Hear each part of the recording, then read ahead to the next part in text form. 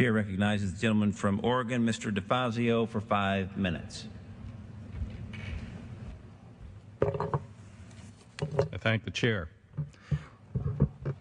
Well, Secretary Paulson has submitted a simple proposal to Congress. This is it, 3 pages. It's about $1 billion a word, and it is quite simple.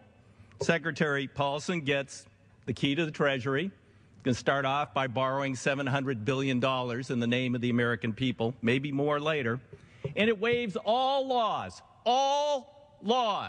no oversight, no one looking over his shoulder, no conflict of interest rules, not even court review. Pretty simple proposal. He insists this has to be done without meaningful discussion or debate or any change by the Congress. Sort of, a immediate authorization for use of financial force. Does this remind anybody of anything like the rush into Iraq on election eve a number of years ago?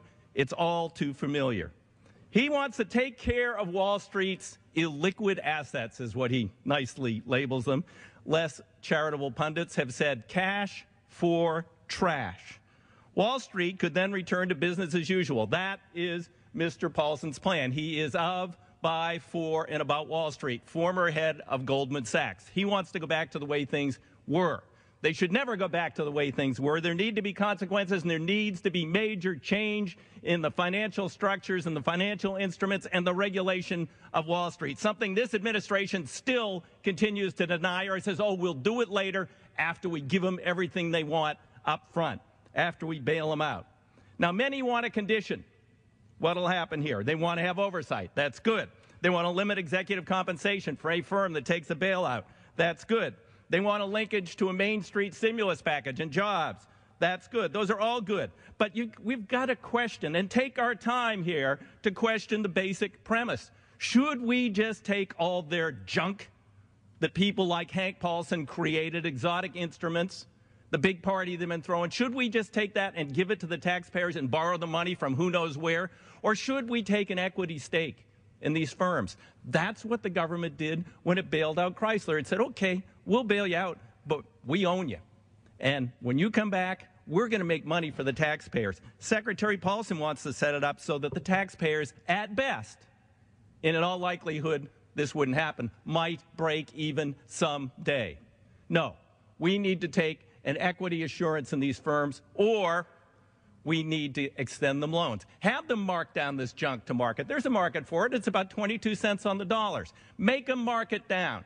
And then, if they're threatened and they're illiquid, they can come to us and ask for a loan. And the terms are going to be stiff. And we aren't going to give it to just any one of these firms. No, we need to do this. We need to do it with oversight. And executive compensation is key no matter which way we go. Oh, let the boards of directors control. Come on. Boards of directors are all like first cousins and closer. These people are all feathering each other's nests. Hank Paulson himself's got a $50 million bonus for 1 year. The same year, Wall Street rewarded itself with $60 billion in bonuses. That's not a mistake. $1 billion in bonuses in 2006. These people are out of control. They don't understand the real world. And for them to talk about Main Street and pretend they're populist and they care about Main Street and student loans and homeowners' equity is a bunch of BS. We need major structural reform, and we are the last bulwark here, the House of Representatives, the United States Senate, because if we pass this bill as they proposed it, we will be doing an incredible disservice to the American people, to the world economy. And what if his bet doesn't work? Yeah, the execs come out whole, and they scoot that money offshore into hidey holes or into gold or something else. But what if it doesn't work? And we've extended our credit about as far as we'll go. Where are we going to borrow $700 billion?